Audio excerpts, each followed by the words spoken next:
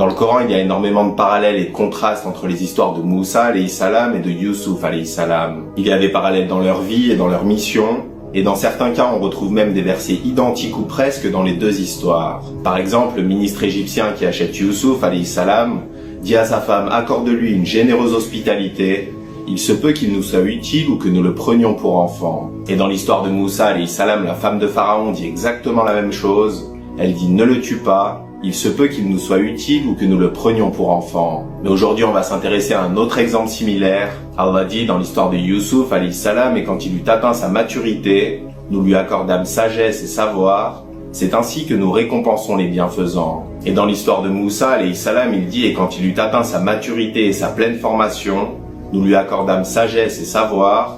C'est ainsi que nous récompensons les bienfaisants. Et ici, en plus de la maturité, Allah souligne que Moussa alayhi salam a atteint sa pleine formation, et ça peut être une référence à son incroyable force physique. Donc Allah donne deux choses aux bienfaisants ou à ceux qui font de leur mieux.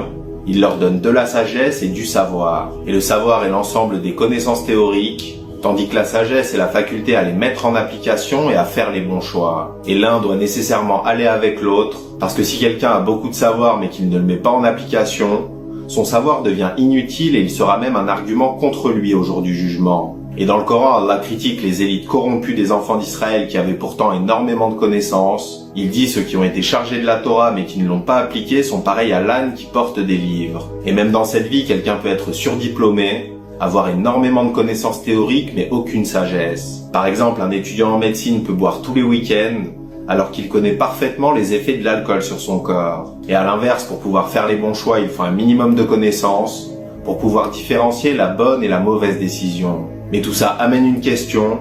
On peut se demander comment quelqu'un peut exceller avant d'avoir reçu de la sagesse et du savoir. Parce qu'Allah récompense ceux qui excellent par les outils qui permettent d'exceller. Et on apprend par là qu'on peut exceller même si on n'a pas beaucoup de savoir, et même si on ne prend pas toujours les bonnes décisions. Parce qu'Allah regarde nos efforts et nos intentions.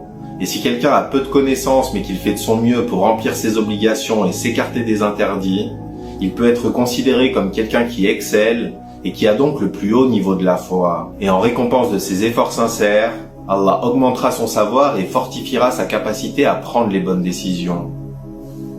Qu'Allah nous guide. Salam alaikum wa rahmatullah.